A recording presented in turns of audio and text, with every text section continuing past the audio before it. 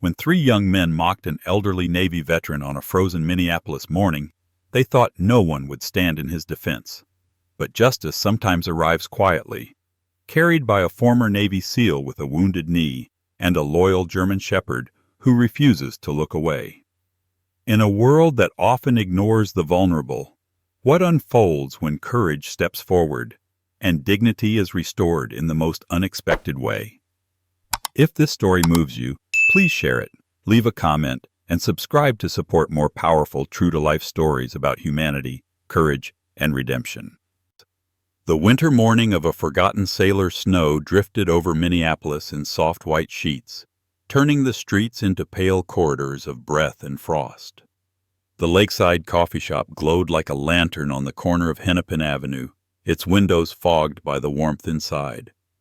The bell over the door chimed weakly as Walter Hayes stepped in, moving with the careful rhythm of a man whose knees had long ago surrendered their youthful strength. Walter was nearly 80. His back had a slight stoop, not from defeat, but from years of leaning into ocean winds. His white hair, thin and unruly, peeked out beneath a faded navy blue knit cap stitched with an old ship's insignia. Deep lines carved across his face told stories he no longer had anyone to share with. His eyes, pale blue and still startlingly clear at times, held the quiet weight of memories that clung like salt to a deck railing. He always wore the same flannel jacket, soft from age, and beneath it hung a medal tucked close to his skin.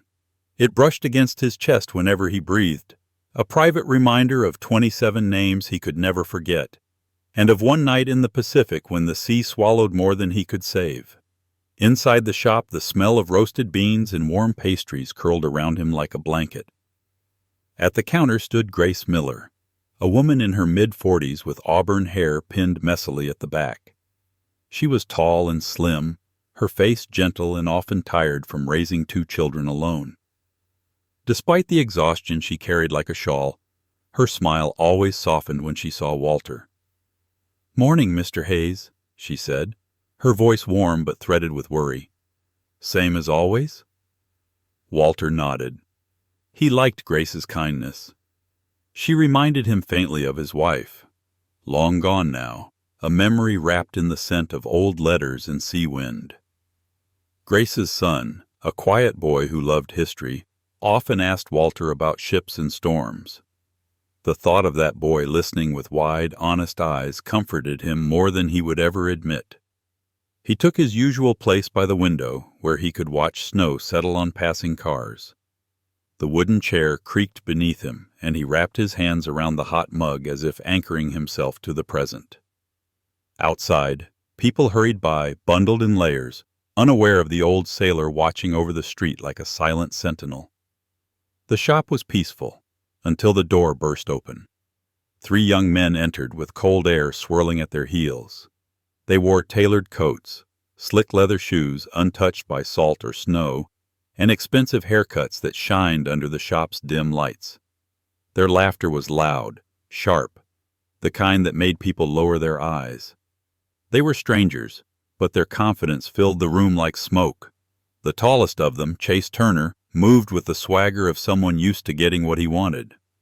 He had dark blonde hair styled too carefully, a square jaw, and eyes that shone with mischief sharpened by entitlement. His 2 companions, Evan Brooks and Kyle Mercer, were shorter and slimmer, their faces smooth and unweathered, their expressions careless. None of them looked like men who had ever been genuinely afraid. They noticed Walter almost immediately. At first it was whispers about old-timers and retired Czechs, tossed back and forth with amused grins. Then they drifted closer. Closer still. Until Chase stood almost beside Walter's table, staring at the faded insignia on the knit cap. "Well, look at this," Chase said loudly, nudging Evan with his elbow. "Grandpa Navy reporting for duty." Walter tried to ignore them. He lifted his cup, hands trembling, not from fear, but from age and the sting of humiliation.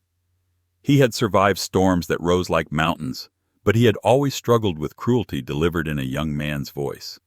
Kyle stepped closer, leaning over the table, his smirk thin and sharp. "Hey, sir, he asked. "Did you actually do anything out there, or do you just wear the cap for sympathy?" The room went silent. A mother in the corner pulled her daughter closer. Grace froze behind the counter, torn between helping Walter and serving the customers lined up. Walter's jaw tightened. He thought of all the men he couldn't save. He thought of his son. He thought of the sea and its cold honesty. He wanted to say something, anything, but the words tangled in his throat. Chase bumped the table with a deliberate shove. Walter's cup shook. "Careful now," Chase said mockingly. "Don't spill your free coffee." Walter's grip faltered. His heart hammered.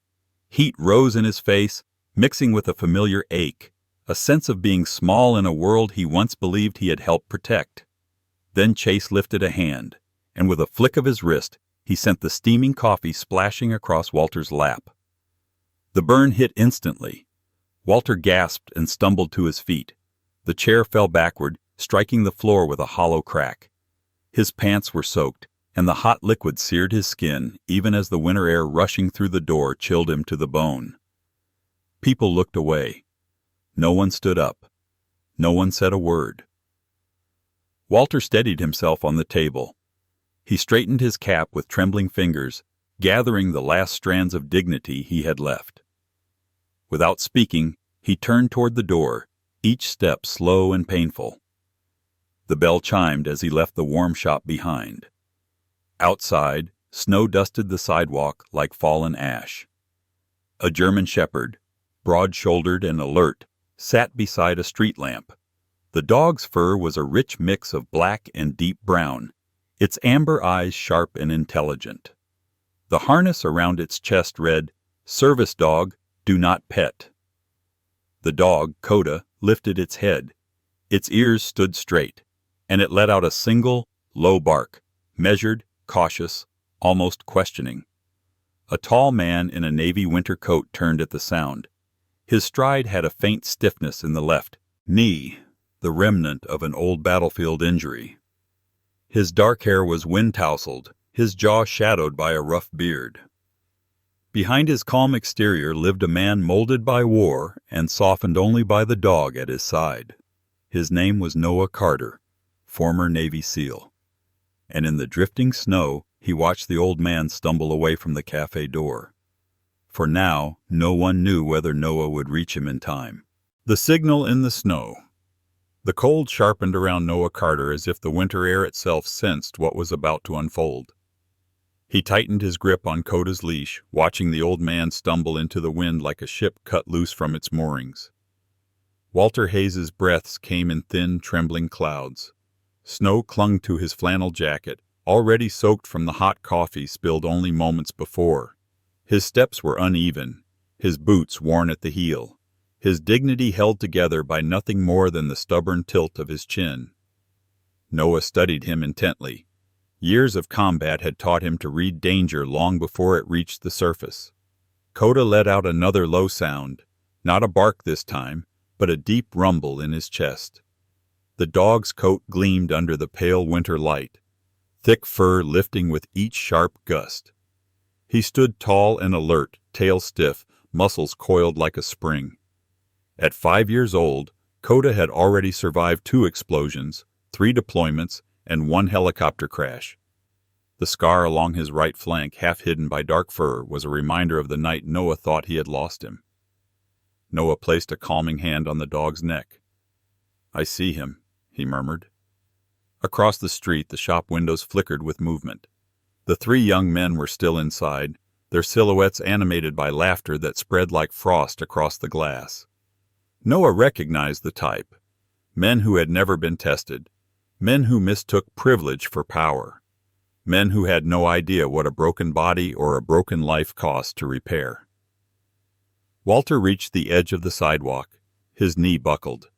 The old sailor pitched forward, the heel of his boot sliding over a slick, invisible sheet of ice. A pickup truck, dark green, dented, the kind driven by men who worked too many hours and slept too few, was making a slow turn toward the crosswalk. Noah didn't think. His body moved before the thought formed. He lunged forward, ignoring the stab of pain in his left knee. His hand closed over Walter's forearm, steadying him at the last possible second. Walter gasped as Noah pulled him away from the street and upright again. "You all right, sir?" Noah asked, voice low but steady. Walter blinked through the haze of cold and humiliation. Up close, his eyes were startlingly clear despite the pain. The deep lines around them were carved not by age alone, but by loss. Loss of comrades, loss of time, loss of a world that no longer understood what sacrifice meant. I'm fine," Walter whispered, though his voice trembled like brittle wood. "Just lost my footing." Noah didn't believe him. He didn't need to. Footsteps crunched behind them. Coda growled softly, turning his head. The three young men had stepped out of the coffee shop, their breath fogging the air as they laughed among themselves. Chase Turner walked in the lead, adjusting the collar of his expensive coat. His blonde hair was styled neatly, not a strand out of place. Life had never roughed him up, not the way it had roughed up Noah, not the way the ocean had roughed up Walter. Evan Brooks followed, tall and lean like a willow tree, hands shoved in his pockets. Kyle Mercer trailed behind them, round-faced, his expression hovering between amusement and unease, as though he liked cruelty only when someone else initiated it. "That him?" Chase said, nodding toward Walter. "The hero of aisle 3? Evan snickered. Walter flinched despite himself. Noah stepped subtly between them, broad shoulders forming a barrier. Beneath his coat, his frame was thick with disciplined muscle, the kind carved by years of carrying packs heavier than pride and running through sand that could swallow a man whole. "Leave him alone," Noah said. He didn't raise his voice. He didn't need to. Men who had seen death learned long ago how to project authority without shouting. Chase eyed him with amused curiosity. "Who's this? The old man's bodyguard?" Coda took a step forward. His ears were pinned. His amber eyes locked on Chase's throat. Coda did not bark. He didn't have to. The air around him shifted with warning. Kyle swallowed.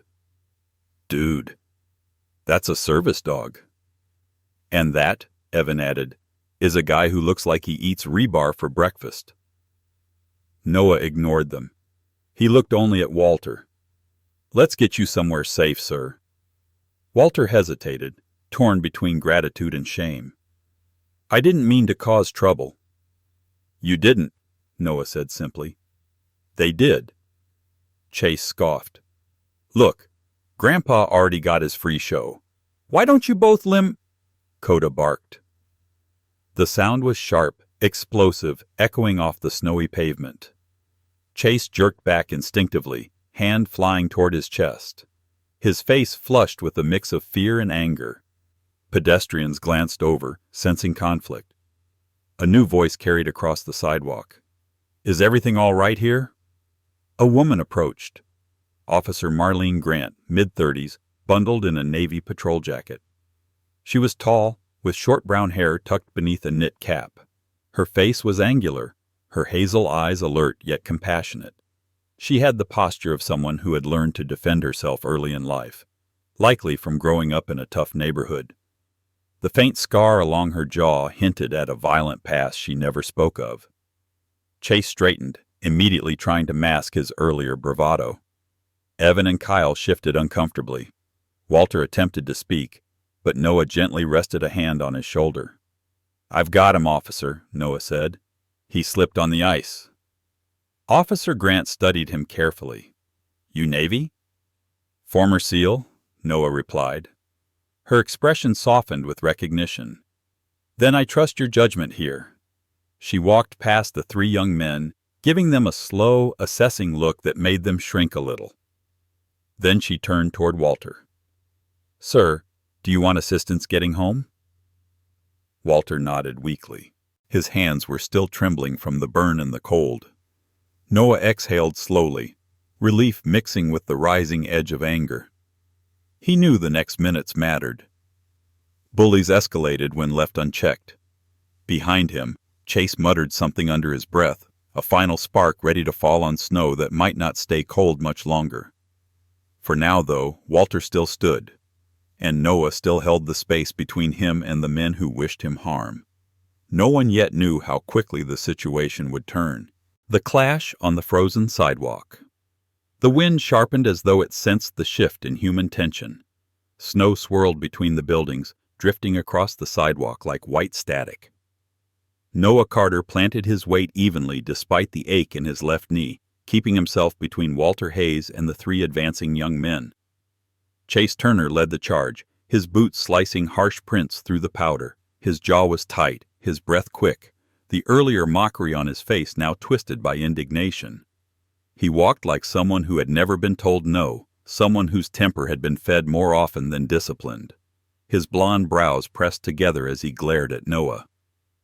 "You think you can talk down to us?" Chase snapped, trying to regain whatever pride he believed he had lost back inside the coffee shop. Noah didn't move. He didn't blink. He had faced men far more dangerous than Chase. Men who carried real weapons, real hatred, real desperation. These three were only shadows of such threats. But shadows had caused trouble before. Beside Noah, Coda lowered into a perfect defensive stance. His haunches tensed. His chest expanded with a controlled breath. Snow clung to the edges of his dark fur, but his amber eyes remained fixed on the threat. Every instinct inside the shepherd had awakened. Walter watched from behind Noah, clutching the edge of his coat as he tried to quiet his trembling hands. The burn from the spilled coffee stung, but the humiliation was sharper still. His thin frame shook in the wind, his blue eyes reflecting a mix of fear and disbelief. He had seen storms swallow ships whole, yet somehow he felt more exposed here on this frozen sidewalk than he had on the open sea. Evan Brooks and Kyle Mercer flanked Chase like poorly chosen lieutenants. Evan, slim and restless, kept shifting from foot to foot. His brown hair fell in messy waves over his forehead, making him look younger than he was, young enough to still be saved. Kyle, rounder in the face with tired eyes, looked as if he regretted stepping outside but lacked the courage to retreat. "You don't want to do this," Noah said quietly. "Walk away." Chase barked a sarcastic laugh. "Walk away? From who? Some washed-up vet and his dog?" Noah's jaw tightened. Coda growled. Low, controlled, a warning carved from instinct and training. A few pedestrians had stopped further down the sidewalk. One of them, a middle-aged man in a delivery uniform with a thick brown beard and tired eyes, raised his phone uncertainly. His name tag read Derek Malone, and he looked torn between filming and intervening. He shifted his weight awkwardly, guilt heavy in his shoulders. Derek had once been a volunteer firefighter before a back injury forced him out. Now he delivered packages through winter storms, carrying a deep ache from a career cut short. Seeing an elderly veteran being threatened tugged at something he couldn't ignore. But fear kept him still. Chase mistook Derek's hesitation for an audience. "See, everyone knows you're bluffing," Chase sneered. And then, without warning, he flicked open a small folding knife. The blade caught the light. A cold, metallic glint cut through the snowfall. Gasps rose from bystanders. Someone whispered, "Oh, God!" Another voice muttered, "Call the police." But no one stepped closer. Walter stumbled backward. His heel skidded on ice, and Noah reached back with one hand to steady him. That single movement, protective, instinctive, was enough to ignite Chase's pride. "You think you're a hero?" Chase growled. "Let's see how tough you really—" He stepped forward. Noah reacted instantly. With a sharp gesture of his fingers, he signaled Coda, silent communication honed through years of combat. The dog shifted sideways, blocking Chase's angle of approach while keeping Walter shielded behind Noah's frame. Chase lunged. The moment stretched long and thin. Snowflakes hung in the air like suspended sparks. Noah sidestepped, catching Chase's wrist with precise force. The blade jerked sideways, slicing harmlessly through empty air. Chase gasped as Noah twisted his arm, redirecting his momentum and sending him crashing toward the ground. Evan froze mid-step. Kyle stumbled backward. Coda advanced a half step, barking sharply to warn them off. The knife clattered against the sidewalk. Chase groaned, face pressed to the snow, humiliated and shivering. "Don't move," Noah commanded. His voice was calm, too calm. A soldier's command. A wall made of will. Walter, still shaking, whispered, "Please, don't hurt him." Noah didn't look back. "I won't, but he needs to understand he could have killed someone today." Evan swallowed hard. "Chase. Man, just stay down." Kyle whispered, "This wasn't supposed to go this far." More onlookers had gathered now, forming a loose semicircle. Some recorded, others whispered anxiously. Derek Malone finally stepped forward, his delivery bag bouncing at his hip. "Need help?" Derek asked, voice rough but sincere. "No," Noah replied. "But thank you for stepping up." Derek nodded awkwardly, relief softening his stiff shoulders. "I just couldn't watch it get worse." Among the shifting crowd stood a woman bundled in a gray coat. Sarah Whitfield, late 30s with soft brown hair and a pale face lined lightly from worry. She held a leash attached to a small shepherd mix. Sarah's eyes were wide and her voice trembled as she called out, "Should I call an ambulance? For the old man?" Walter managed a weak smile. "I'm all right, ma'am. Just shaken." Sarah nodded, pressing a hand to her chest. She was gentle by nature, the kind of woman who fed stray cats and shoveled snow from her elderly neighbor's porch. She lingered at the edge of the crowd, torn between fear and compassion. For a heartbeat, the world stood, frozen, 3 bullies humbled, an old sailor trembling, and a veteran with a loyal dog holding the line. The conflict was not over, but catastrophe had passed, for now. When Justice wore a navy coat, snow continued to drift across the street, its gentle fall a stark contrast to the violence that had almost taken root moments before. Chase Turner lay half submerged in a mound of powder, struggling under Noah Carter's steady grip. His breath came in angry bursts, paling into the winter air. Noah kept one knee pressed against Chase's arm, not enough to injure him, but enough to make resistance pointless. His face was calm, controlled, the face of a man who had learned discipline the hard way. The faint scar running along his jawline caught the light, hinting at battles long past. His dark eyes, firm but not cruel, watched Chase with a soldier's measured clarity. Coda, ever vigilant, stood as a living barrier between Walter Hayes and the remaining 2 young men. His ears were pointed forward, tail lowered but stiff, a trained stance that balanced warning with restraint. Snow gathered on his thick black and tan coat, but he did not flinch, not even when Evan and Kyle stepped backward in alarm. Walter, shivering beneath his wet clothes, wrapped thin arms around himself.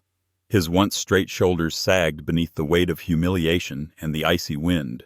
The burn on his leg stung sharply, but it was the burn of disrespect that cut deeper. Still, he watched Noah and Coda with a mixture of gratitude and disbelief, as though unsure why fate had sent him guardians on a winter morning he thought would swallow him whole. From inside Lakeside Coffee, the door swung open with a thud. The manager, Linda Hartwell, hurried out.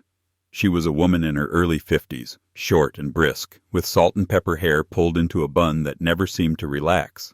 Her face carried soft wrinkles, not from age alone, but from decades spent smiling at customers and worrying over bills. She wore a burgundy apron, her hands dusted lightly with flour, evidence of the pastries she baked each dawn. "Oh, goodness! Walter!" Linda gasped, rushing toward him. Her hazel eyes widened as she saw the coffee seared across his pants. "What on earth happened?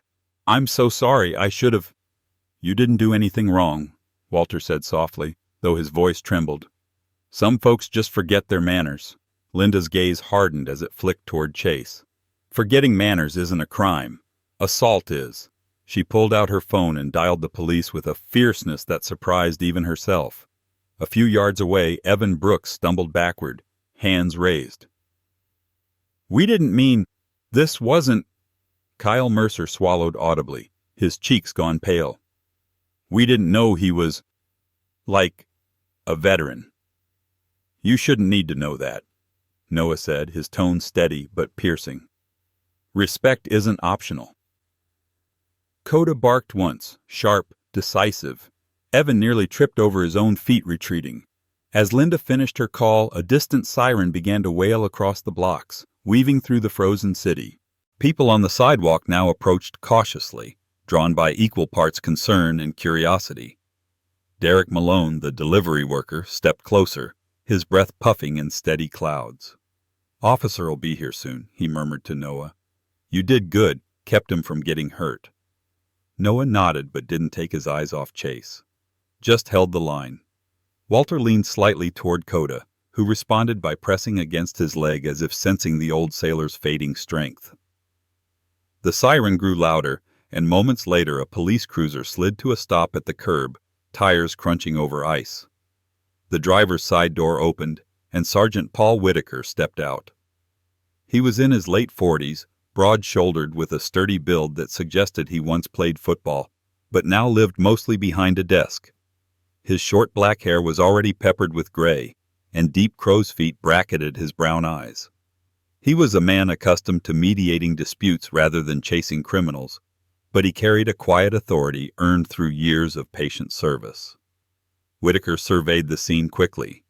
The knife in the snow, Chase pinned beneath Noah, Walter shivering, Coda alert but controlled. "Everyone stay where you are," Whitaker said, his voice strong but even.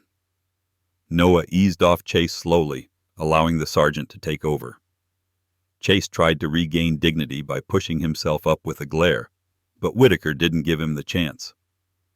The officer retrieved the knife, slipping it into an evidence bag before turning a stern eye on Chase. "Care to explain why you pulled a weapon?" Whitaker asked. Chase sputtered. He overreacted. I wasn't going to..." "You don't get to finish that sentence," Whitaker interrupted. As the officer guided Chase to stand with the others, Linda came forward. "Sergeant, these boys were harassing Walter. One of them threw coffee on him, burning hot." Whitaker glanced toward the trembling veteran. Recognition softened his features. "Mr. Hayes, aren't you the gentleman who volunteers at the VA sometimes?" Walter nodded meekly. "That's all I need to know," Whitaker said. The three young men grew visibly smaller. The sergeant took brief statements, jotting notes as Derek and Sarah offered what they witnessed. Sarah held her small shepherd mix close, an older dog named Daisy with soft gray fur around the muzzle, only now appearing from behind her coat. Daisy was timid by nature, shaking slightly at the chaos. Sarah stroked her ears reassuringly, her green eyes flicking toward Walter with worry. When the situation was finally under control, Whitaker faced the three young men. "You're all coming with me for questioning, and we'll be contacting your families. Get moving." Evan and Kyle obeyed at once. Chase hesitated until Whitaker's shadow loomed over him. Then he followed, shoulders tight with humiliation. Only when they were gone did Noah place a hand on Walter's arm. "Let's get you warm, sir." Linda held the coffee shop door open. The crowd parted for them without a word. No longer indifferent strangers, but witnesses who had been taught a quiet lesson. Inside, the warmth washed over them. Walter sank into his usual seat, breath shaky. Noah removed his heavy coat and draped it around the old sailor's shoulders. Coda curled at Walter's feet, radiating steady heat.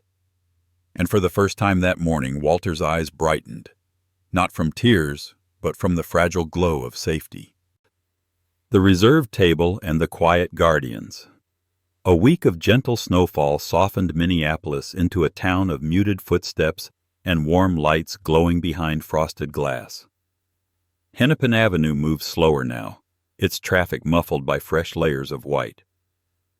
The lakeside coffee shop, once a place people passed through without noticing, had begun to feel different, warmer, expectant, as though the walls themselves remembered what justice looked like when it finally stood up. Walter Hayes arrived earlier than usual that Tuesday. He moved with deliberate care, leaning slightly on a wooden cane he rarely used, the burn on his leg still tender beneath his winter pants. His breath formed thin clouds as he approached the window, and for a moment he hesitated, unsure whether stepping inside would bring comfort or attention he didn't deserve. But then he saw it. On his corner table, his quiet harbor, his familiar seat, rested a polished wooden sign. The inscription, carved with gentle precision, read, "Reserved for Walter Hayes, U.S. Navy veteran." His aged fingers tightened on the handle of his cane. The sight struck him in a way the sea never had. Not like a crashing wave, more like the soft pull of the tide, steady and certain, reminding him he was still anchored somewhere. The door chimed softly as he entered. Behind the counter stood Joe Ramirez, the owner of Lakeside Coffee. Joe was a man in his mid-50s, barrel-chested with rough hands and a kind smile. His dark hair, streaked with silver, curled slightly at the ends, giving him the look of someone who had worked most of his life outdoors before turning to the gentler craft of coffee. He carried himself with dependable solidity, the kind of man who remembered birthdays, shoveled the sidewalk for neighbors, and never forgot the debts owed to service members.